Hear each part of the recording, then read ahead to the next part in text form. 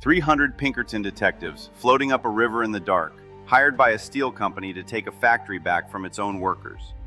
Waiting for them on shore, a wall, 15 feet high, 3 miles long, capped with barbed wire, studded with searchlights, wrapped around 3 sides of the plant. The 4th side was the river. The workers had a name for it: Fort Frick. Henry Clay Frick built it to keep Union men out of Andrew Carnegie's steelworks. Carnegie himself was in Scotland. He had left the country on purpose, knowing what was coming and preferring not to be photographed near it.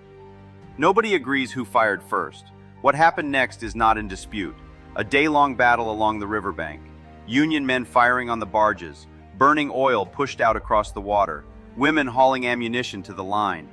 By nightfall, the Pinkertons surrendered and were marched through town. 9 strikers and 3 detectives were dead. The Union won the battle. It lost everything else: the strike, the contract, the jobs. John McLuckie, twice elected mayor of that town, was blacklisted by every steel company in the country and died nearly penniless in Arizona. He had a line he used to repeat in the lodges and saloons where steelworkers gathered: "In order to live, we must keep up a continuous struggle." This is Chapter 17. Every part of it about a fence, who builds it, who gets kept inside it, and who eventually tears it down. Start with the scale, because the scale is the story. In 1870, almost no American factory employed 500 people. 30 years later, more than 1,500 companies did. Manufacturing employment went from 5.3 million just after the Civil War to more than 15.1 million by 1900. Those workers came from 2 places. Farm families who couldn't live off the soil moved cityward, including about 80,000 African Americans who left the rural South between 1870 and 1890 to escape sharecropping.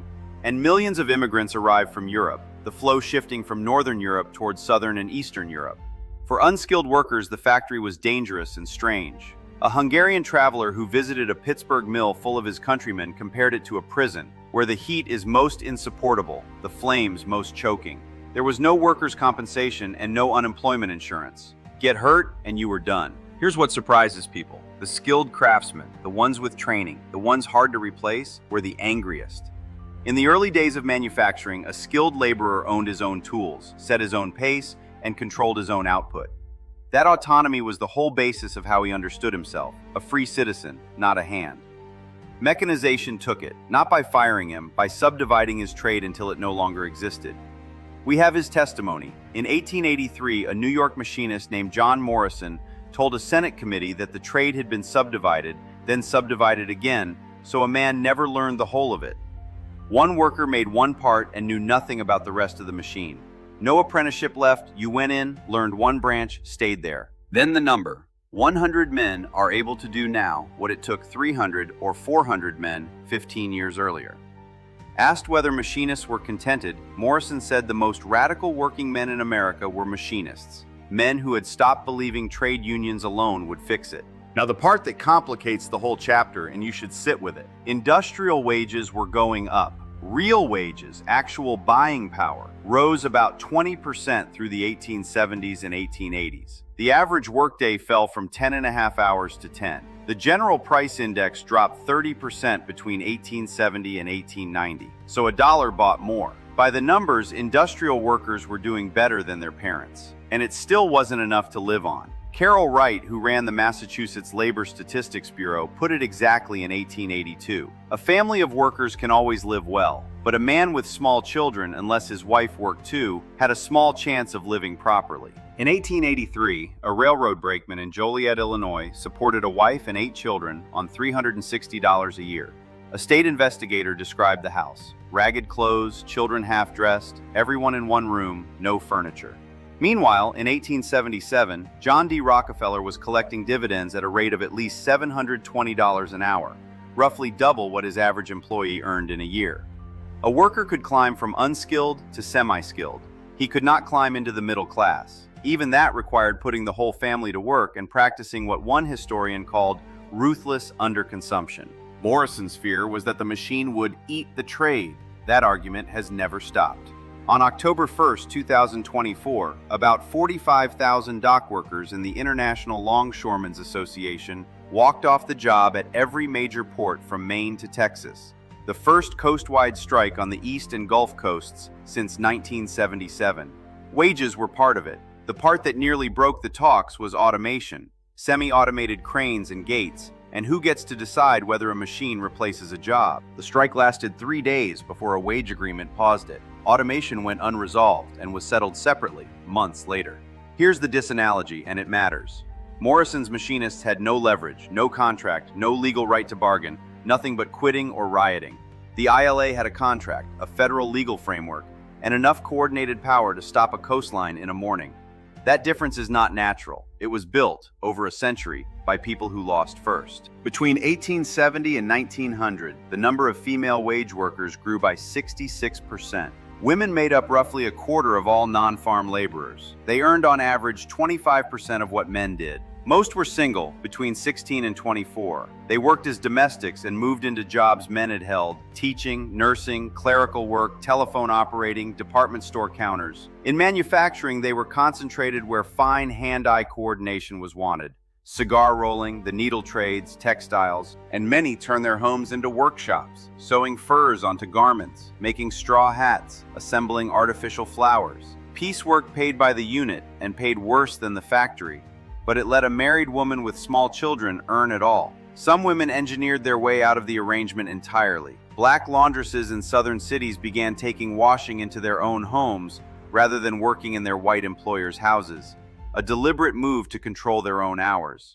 In 1881, black washerwomen in Atlanta went further and struck for 2 weeks to raise the fees they charged white customers. Sit with the position they were bargaining from: black, female, in Atlanta, 16 years after emancipation, in an occupation with no union and no law behind it. They organized anyway. By 1900, about 10% of girls and 20% of boys between 10 and 15 were working, and at least 1.7 million children under 16 held jobs. They breathed dust and fumes in textile mills, tobacco plants, print shops, and coal mines. In Indiana, boys worked night shifts in windowless glass factories. Children under 10, breaker boys, climbed onto coal heaps and picked rock out by hand, 12 hours a day for less than $1. The burden was not evenly spread. Among children 10 to 19, 66% of black boys and 44% of black girls worked, against 43% of white boys and 13% of white girls. Read that distribution correctly. Child labor rates are a measure of what the adults in a household were allowed to earn. Child labor law is not settled history.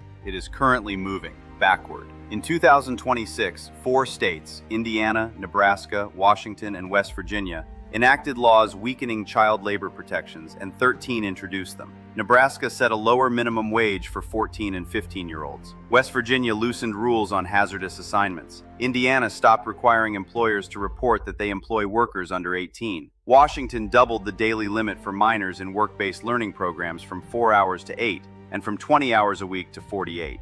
Meanwhile, the violations are rising. Fiscal year 2025 saw more federal child labor cases and more minors employed in violation of hazardous occupation orders than any year since the Great Recession.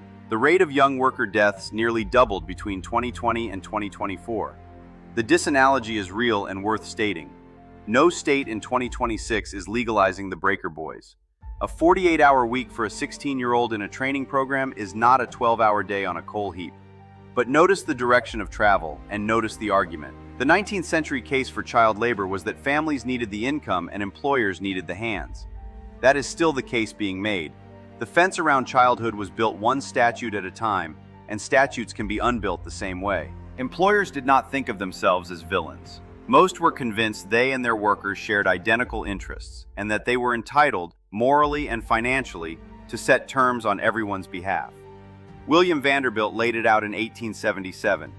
He might have his millions and the men their daily toil, but in the end they were about equal, because if they suffer, I suffer, and if I suffer, they cannot escape.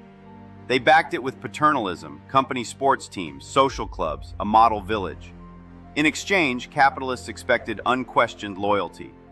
Workers noticed that the suffering was not, in fact, symmetrical. The Noble Order of the Knights of Labor, founded in 1869 by Uriah Stevens, mounted the most ambitious attempt of the era. Its premise was the opposite of Vanderbilt's. Workers and owners have fundamentally different interests. The Massachusetts chapter called concentrated capital the iron heel of a soulless monopoly.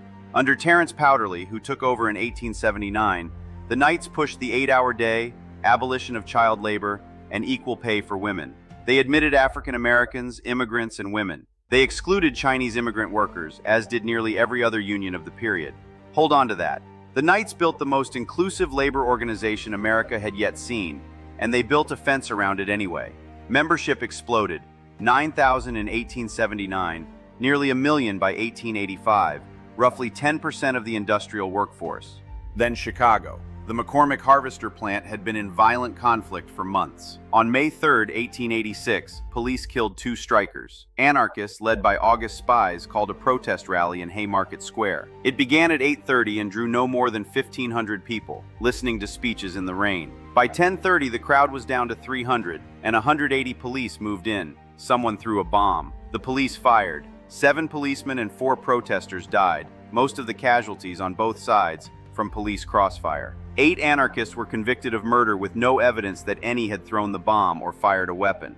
4 were executed. Powderly condemned the bombing. It made no difference. The press and employers spent a decade using Haymarket to define unionism as foreign, violent, and un-American. Knights membership fell below 500,000, and by the mid-1890s under 20,000. Into that vacuum came the American Federation of Labor, and its strategy was the mirror image. Instead of one big union of everyone, Samuel Gompers organized only skilled craftsmen, the labor elite, into trade unions. He called them the business organizations of the wage earners, and he meant it. No social reform, no grand vision, just wages and hours for members. It worked. By 1900, the AFL had about 1 million members. It worked because it recruited the most independent, highest paid, least replaceable workers in America, white, male, skilled workers, and left almost no place for women or African Americans. And even so, in 1900, only 1 in 15 industrial workers belonged to any union at all. When owners refused to recognize or negotiate with unions, workers reached for the only leverage they had: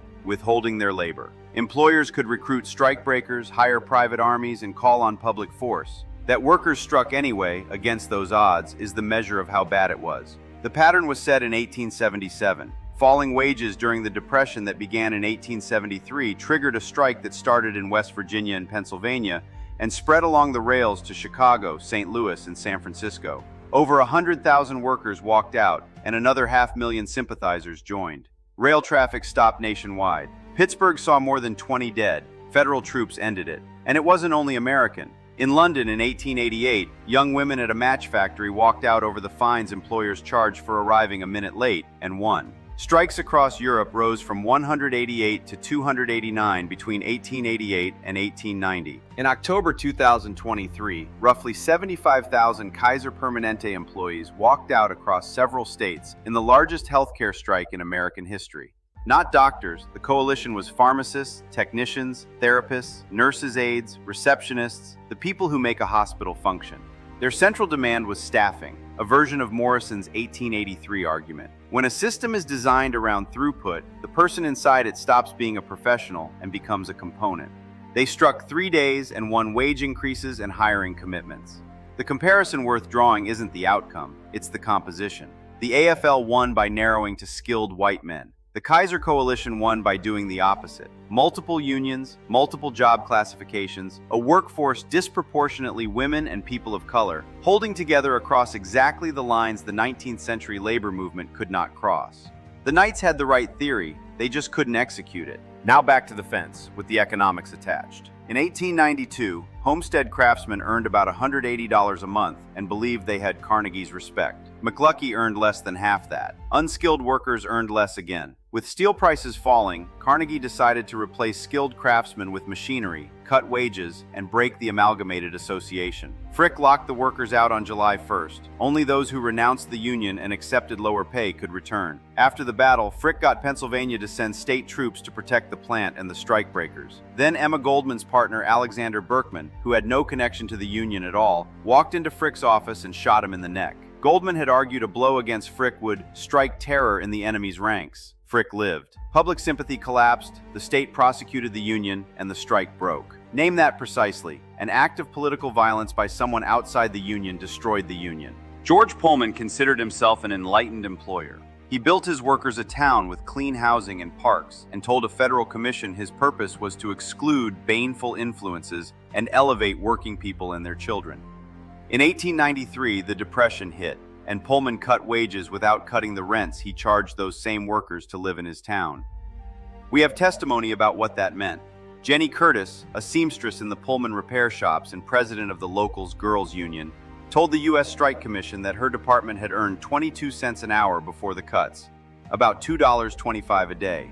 By the strike, working as hard as they possibly could, the most experienced made 80 cents a day, and many averaged 40 to 50. Then she explained the rest. Her father had worked for Pullman for 13 years. When he died, he owed the company $60 in back rent, and the company took it out of her wages, $3 at a time, insulting her at the window when she couldn't pay. On the day of the strike, she still owed $15. Asked why he wouldn't submit the dispute to arbitration, Pullman told the commission the amount of money was irrelevant. It was the principle that should not be submitted to a third party. Under questioning, he also confirmed the company had made money that year. The American Railway Union, led by Eugene Debs, refused to handle trains with Pullman cars. Some 260,000 workers brought rail traffic to a halt. Then the federal government did something novel. Attorney General Richard Olney, who sat on multiple railroad boards, obtained a federal injunction ordering the strikers back to work, and Cleveland sent troops to enforce it. When Debs refused to comply, he was convicted under the Sherman Antitrust Act. The antitrust law written to break monopolies was used to break a union, at a moment when it was rarely being used against corporations at all. Debs went to jail at Woodstock and came out a socialist. As he described it later, the bayonets and rifles were the moment the class struggle was revealed. He founded the Socialist Party of America in 1901. Because this is the part the labor history usually leaves out. They built lives anyway. Sunday became a day of rest with a secular flavor. Dance palaces filled the entertainment districts. Nickelodeons charged 5 cents. Coney Island got the country's first roller coaster in 1884, and the 1893 Chicago World's Fair gave people a Ferris wheel 250 feet in the air. In southern lumber camps, each barrel house, honky-tonk, juke joint gave workers a place to, as one musician remembered, shoot craps, dice, drink whiskey, dance, every modern devilment you can do. W.C. Handy heard people in the Mississippi Delta making music out of anything from a harmonica to a washboard. That became the blues. In New Orleans, it became jazz. In the mill towns, white workers rewrote old British ballads about outlaws, and that became country. American popular music comes out of this chapter, not from the owners, from the people the owners were grinding down the other 6 days. The Pullman injunction established something that never went away: the government deciding whose side it's on. In March 2025, an executive order stripped collective bargaining rights from roughly 2/3 of the federal workforce, about 1 million people, on national security grounds. A second order that August extended it, then watched the fence get tested from both directions. A federal judge blocked the order in June 2025, finding serious First Amendment questions. In February 2026, the Ninth Circuit vacated that injunction, while confirming the courts had jurisdiction to hear the case at all. Congress moved too. On December 11, 2025, the House passed the Protect America's Workforce Act, 231 to 195, with 20 Republicans joining every Democrat, forced to the floor by a discharge petition. The Senate companion has not passed. One day after that House vote, the Department of Homeland Security terminated the contract covering about 47,000 TSA officers. In April 2026, the Defense Department ordered nearly all its union contracts terminated. Unions sued again in July. A trial is set for September. Here's the parallel, and it's structural rather than rhetorical. In 1894, the federal government took the employer's side with an injunction and an antitrust law. In 2026, the federal government is the employer. The fence moved inside the House. Congress moved too. On December 11, 2025, the House passed the Protect America's Workforce Act, 231 to 195, with 20 Republicans joining every Democrat, forced to the floor by a discharge petition. The Senate companion has not passed. One day after that House vote, the Department of Homeland Security terminated the contract covering about 47,000 TSA officers. In April 2026, the Defense Department ordered nearly all its union contracts terminated. Unions sued again in July. A trial is set for September. Here's the parallel, and it's structural rather than rhetorical. In 1894, the federal government took the employer's side with an injunction and an antitrust law. In 2026, the federal government is the employer. The fence moved inside the house. The first response was social, not political. Oliver Kelly founded the Patrons of Husbandry in 1867 simply to relieve the loneliness of rural life, and about 14,000 Grange chapters were established between 1872 and 1874. Then they discovered they had numbers, and numbers are political. Grangers formed cooperatives to sell crops higher and buy wholesale.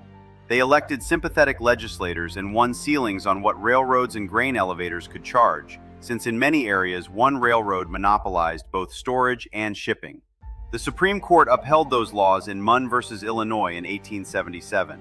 Then in 1886, in Wabash, it reversed itself and struck them down as interference with interstate commerce. Congress answered in 1887 with the Interstate Commerce Act and the ICC, the first federal regulatory commission. Within a few years, railroad advocates dominated it, and it enforced the law in favor of the railways rather than the shippers. Learn the general lesson here because it recurs for the next century. Business interests could not always prevent regulation, but they could capture it. From the standpoint of most capitalists of the era, national regulation turned out to be more help than hindrance. The Grangers withdrew from politics by the late 1880s. Farmers on the Great Plains and in the Lower South, sinking as wheat and cotton prices kept falling, built something bigger, the Farmers' Alliances. Milton George organized the Northwestern Alliance. Dr. Charles McCune built the much larger Southern Alliance. Black farmers, excluded from the Southern Alliance, formed a parallel Colored Farmers' Alliance.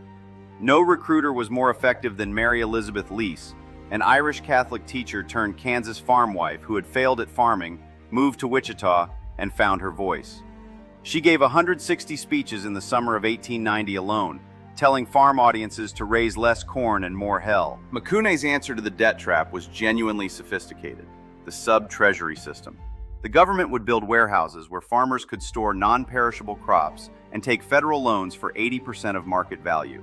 Hold the crop back, supply drops, prices rise, then sell, repay, keep the profit. That is a public credit system designed to break the cycle of forced selling.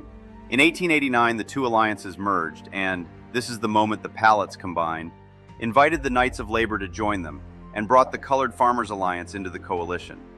Farmers and industrial workers, black and white, in one organization. It was the most dangerous idea in America.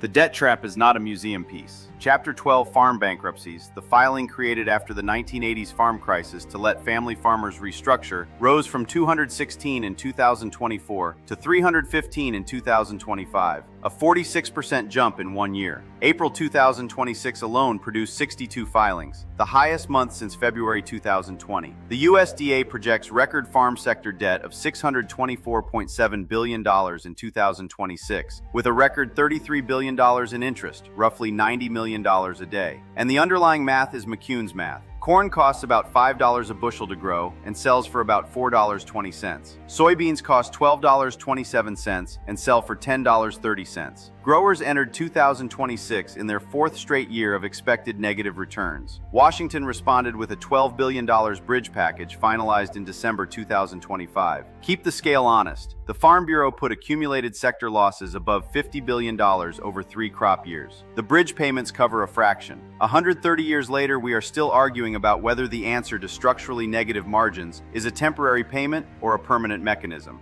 McCune proposed the mechanism in 1889. Rebuffed by both major parties, the alliance became one. The People's Party, the Populists, held its first nominating convention in Omaha in 1892. Read the platform because most of it is now simply how America works. They demanded a graduated income tax, direct election of senators, government ownership of the railroads and telegraph since transportation and communication were public necessities, free and unlimited coinage of silver at 16 to 1, inflation deliberately to raise crop prices and shrink farm debt, the 8-hour workday, a secret ballot and a fair count, and abolition of the Pinkerton system, which they called a standing army of mercenaries. They also endorsed women's suffrage, reflecting women like Lease who wanted to place the mothers of this nation on an equality with the fathers. The same platform demanded further restriction of undesirable immigration, condemning a system that opened American ports to what it called the pauper and criminal classes of the world and crowded out American wage earners. That plank came straight from the unions, whose interest was keeping unskilled workers from glutting the labor market. So the party that wanted to unite farmers and workers across the color line also wanted a fence at the border. And on race, the Populists offered no specific proposals against discrimination or segregation. They addressed the economic plight of poor white and black farmers in general and hoped that would be enough. In 1892, their candidate James Weaver was elected governor of Minnesota, took more than 1 million popular votes and 22 electoral votes. And at the state level, 10 congressmen, 5 senators, 3 governors, and 1,500 state legislators. Historians still argue about what these people were. In 1955, Richard Hofstadter argued they were backward-looking, that the utopia of the Populists was in the past, not the future, a nostalgic agrarian myth about a lost Eden of independent yeomen, prone to seeing all American history since the Civil War as a conspiracy of international money power. In 2007, Charles Postel argued nearly the reverse, that the Populists were modern people with a distinctly modernizing impulse, building federal credit systems and local schoolhouses, seeking new techniques and new acreage, looking forward rather than back. Read the subtreasury plan and ask yourself which reading it supports. That's not a rhetorical question, it's the assignment. The graduated income tax the Populists demanded in 1892 is now so ordinary it's invisible.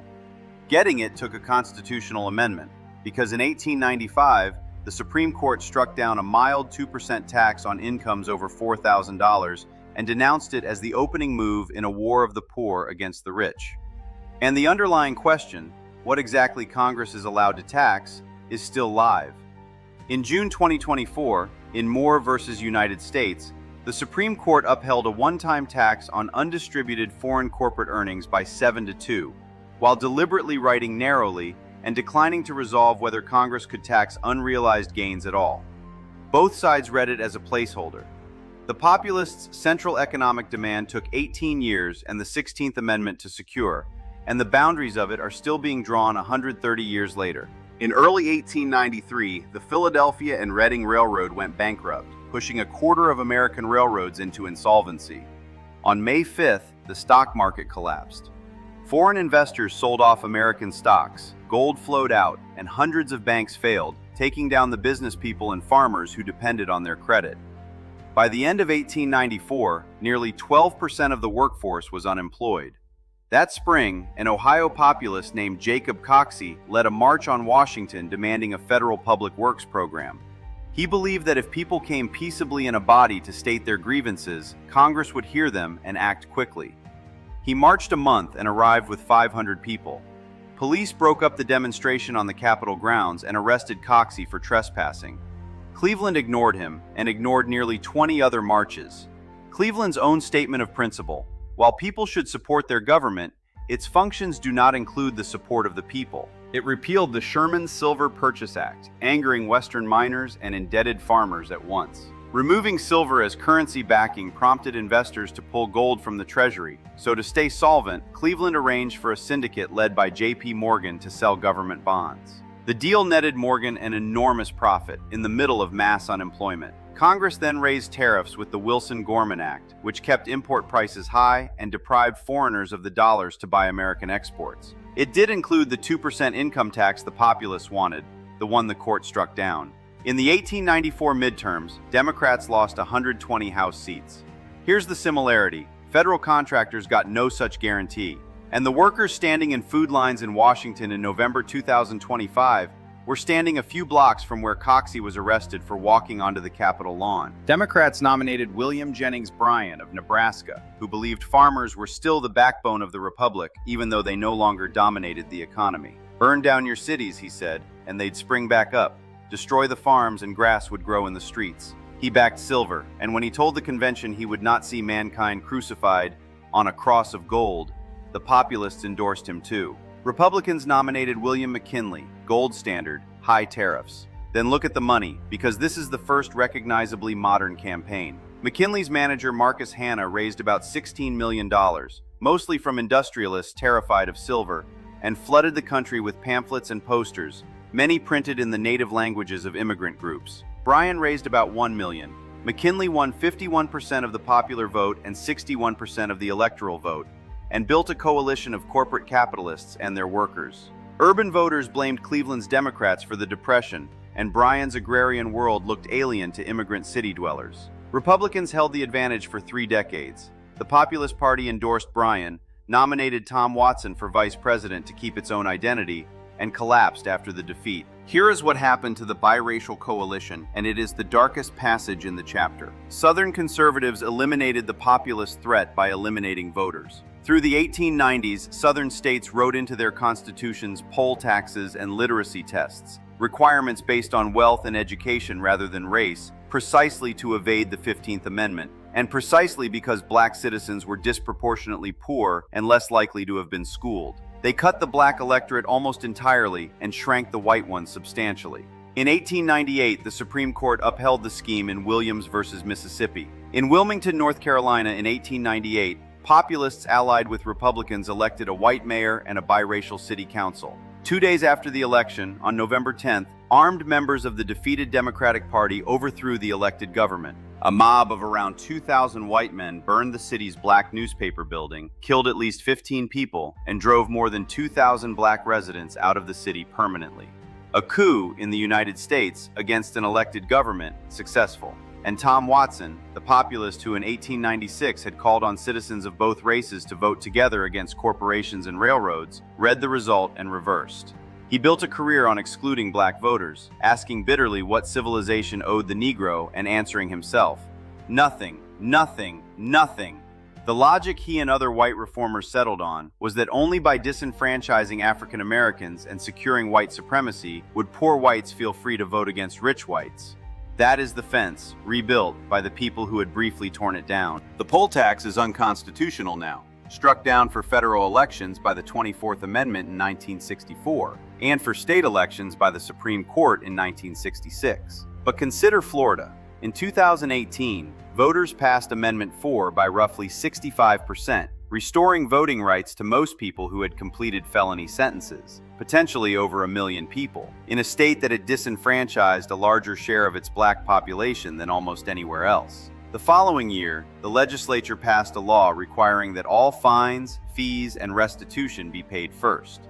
In September 2020, the full 11th Circuit upheld it. The disanalogy is genuine and should be stated. This is a criminal justice requirement applying to a specific class of people, not a tax on the franchise applying to everyone. Courts have accepted that distinction. But notice the mechanism, because the mechanism is identical to 1890, a neutral-sounding financial requirement. No mention of race anywhere in the text, and an entirely predictable racial result because of who is poor and who has been prosecuted. Many affected people cannot even determine what they owe, because Florida has no central database of court debts. The 19th century architects of the poll tax were explicit that this was the point. Build a rule about money and let poverty do the sorting. From 1877 to 1900, industrial workers and farmers joined a march toward organization that Carnegie, Rockefeller, and Morgan had led. The Titans built corporations that reorganized how Americans worked, ate, traveled, and rested. Working people answered with unions, alliances, cooperatives, and a third party. Mostly they lost. The Knights collapsed after Haymarket. The Homestead Union was blacklisted. Debs went to prison under an antitrust law. The Populist Party dissolved. Wilmington's elected government was overthrown by an armed mob and never restored. Read the Omaha Platform of 1892 again and count what's now ordinary. Direct election of senators, 17th Amendment, 1913. A graduated income tax, 16th Amendment, 1913. Government regulation of business and banking, the secret ballot, the 8-hour day. Even the subtreasury came back as the Commodity Credit Corporation in the 1930s. The Populists lost every election that mattered and wrote a substantial portion of the 20th century anyway. Their deepest contribution wasn't a policy. It was demonstrating to the most individualistic workers in America, farmers, people whose entire self-image was independence, that individualism would not survive the modern industrial economy. After the party died, farmers didn't rebuild a party. They built the Farm Bureau and lobbied, permanently. So back to Fort Frick. Frick's fence was 3 miles long and 15 feet high, and it did not work. The workers took the plant back in a single day. What defeated them wasn't the fence. It was everything the fence was standing in for. The state troops, the courts, the injunctions, the blacklists, the press, and eventually the color line and the border line drawn through their own coalition by their own hands. That's the thing worth carrying out of this chapter. The fences that held were never the physical ones. They were the rules: who can bargain, who counts as a worker, who can vote, whose strike is legal, whose debt gets forgiven. Rules are quieter than barbed wire and much harder to storm. And rules are written by people, which means the honest question isn't whether the fence exists. It's the one McLucky kept repeating in those lodges and saloons before he lost everything. The Constitution guarantees the right to live, but in order to live, we must keep up a continuous struggle. Somebody is drawing the lines right now around who bargains, who votes, who gets counted. The people in this chapter mostly lost. They're also the reason you have a weekend. Both of those are true. Pick which one you plan to be.